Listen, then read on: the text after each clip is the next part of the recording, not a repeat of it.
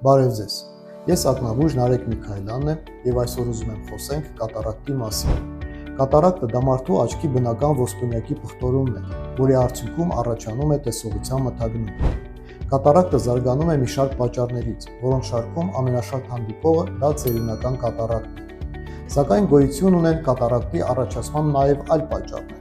որոնցից են վնասվածքները, աչքի մի շարք բորբոքային և դեգեներատիվ հիվանդությունները, էնդոկրին հիվանդությունները, նյութափոխանակության խանգարումները, ինչպես նաև էկոլոգիական գործոնները։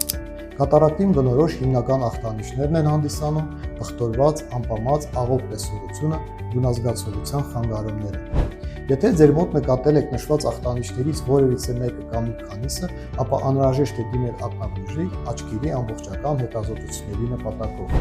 Կարևոր է հիշել, որ կատարակտը չունի դեղորայքային բուժում։ Նրա բուժման միակ մեթոդը դա վիրահատությունն է, որը իրականացվում է տեղային կաթիլային անզգայացման տակ առանց կարերի և հոսպիտալացման,